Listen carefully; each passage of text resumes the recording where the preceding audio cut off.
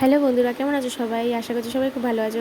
আজকে আমার মানে কাদের কাদের ওইখানে বৃষ্টি হচ্ছে আমাকে একটু কমেন্টে জানিও।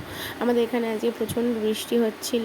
তো আমরা বৃষ্টির মধ্যে একটা খুব দরকারি কাজে বেরিয়ে গিয়েছিলাম। তা বেরিয়ে ওখান থেকে ফেরার সময় মটকা আইসক্রিম দেখে আমি আর লোভ সামলাতে পারিনি। আইসক্রিম ঠান্ডা হোক আর গরম হোক আর বৃষ্টি হোক, আমার ভীষণ ভালো লাগে।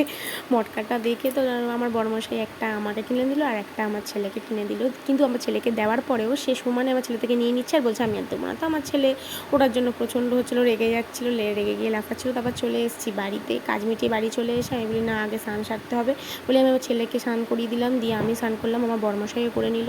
করে নিয়ে তারপরে আমি বসে গেলাম পুজোতে, কারণ সন্ধে হয়ে গেছিলো। এসে স্নানটা সেরে আগে সন্ধেই দিতে বসেছিলাম। সন্ধেটা দিয়ে নিয়ে সন্ধে দেওয়া হয়ে গেল, দিয়ে নিয়েছি। তারপরে হচ্ছিলো আমার ছেলে এই ক্ষীরের হাঁড়িটা দেখে ও আর লোক সামলাতে পারিনি, এটা দিয়েছিলাম আমি আমার গোপু সোনাকে, ও ওখান থেকেই তুলে নিয়ে খাওয়া শুরু করে দিয়েছে। খেয়ে ও বলছে খুব টেস্টি। তারপরে আমি সন্ধ্যাবেলায় বসে গেছি চা খেতে।